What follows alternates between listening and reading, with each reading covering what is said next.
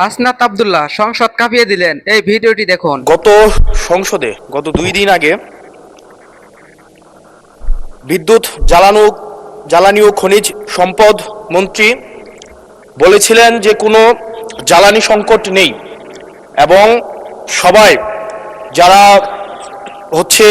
তেল সংগ্রহ করতে যাচ্ছে তারা যথাযথভাবে তাদের সেবা স্থান থেকে পাচ্ছে।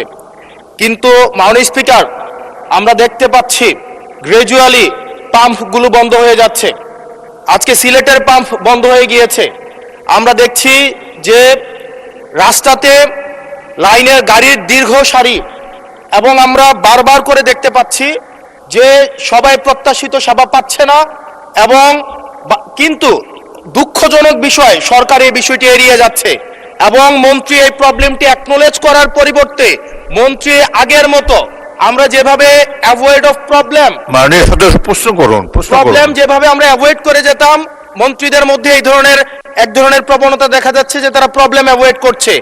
আমার মন্ত্রী মহোদয়ের কাছে প্রশ্ন, উনি কি দেখতে পাচ্ছেন না যে গাড়ির দীর্ঘ সারি এবং গ্র্যাজুয়ালি যে পাম্পগুলো বন্ধ হয়ে যাচ্ছে, সেবা কার্যক্রম বিঘ্নিত হচ্ছে, স্কুল বন্ধ হয়ে যাচ্ছে?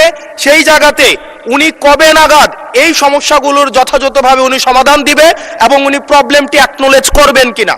ধন্যবাদ মাননীয় স্পিকার। মাননীয় মন্ত্রী। স্পিকার, আমরা প্রতিটি পাম্পে যে পরিমাণ তেল প্রতিদিন দেওয়ার কথা সেই পরিমাণ তেল আমাদের পাম্পগুলোতে সাপ্লাই করা হচ্ছে, কিন্তু ইরান ঘটনার পর থেকে হঠাৎ করে বিক্রি বেড়ে গেছে।